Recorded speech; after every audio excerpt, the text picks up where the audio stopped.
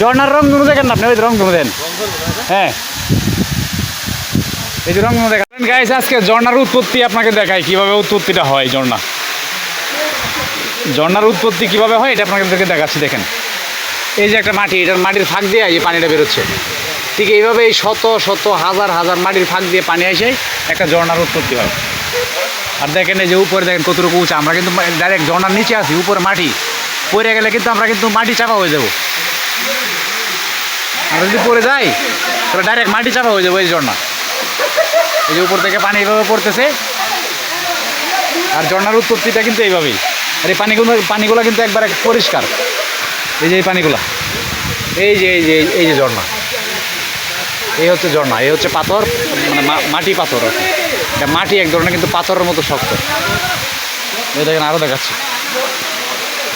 এই দেখেন, এই যে এইগুলো ছুঁয়ে যে রস পড়তেছে, এটি থেকে ঠিক এইভাবেই ঝর্ণার উৎপত্তি। এই যে মাটি, এই যে পানি,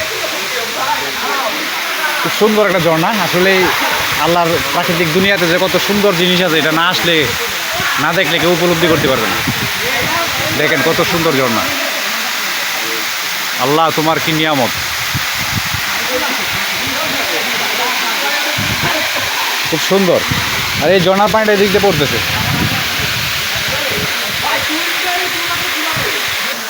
এই দেখেন কি শক্ত মাটি।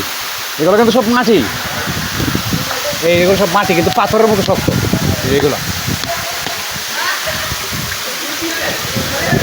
এই দেখেন, এই যে এদিক দেয়া ওর পাশ থেকে ঝর্ণার, এই যে রংধনু। এই দেখেন রংধনু, এই যে রংধনু, ঝর্ণার ভিতরে রংধনু তৈরি হয়েছে। দেখেন এই যে রংধনু। ও স্যার, ঝর্ণার রংধনু দেখেন, রংধনু। ওই যে দেখেন ঝর্ণার রংধনু দেখেন না আপনি? ওই যে রংধনু দেন। হ্যাঁ, এই যে রংধনু দেখা যাচ্ছে। দেখছেন নি আপনার রংধনুটা?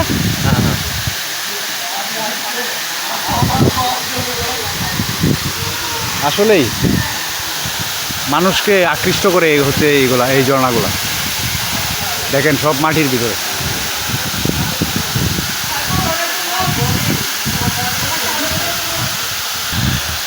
রংধনু কয়টা দেখা যায় দেখেন তো? এই যে একটা রংধনু, এই যে আরেকটা রংধনু। এই দেখেন, এই থেকে এই দিক থেকে এইদিকে একটা রংধনু দেখা যাচ্ছে।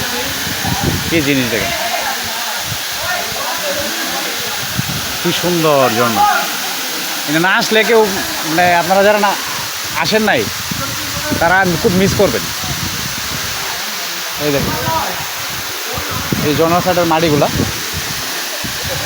কত সুন্দর, দেখতে ইচ্ছা করে। আপনি দেখতে চান, দেখতে ইচ্ছা করবে আপনার শুধুমাত্র। এত সুন্দর।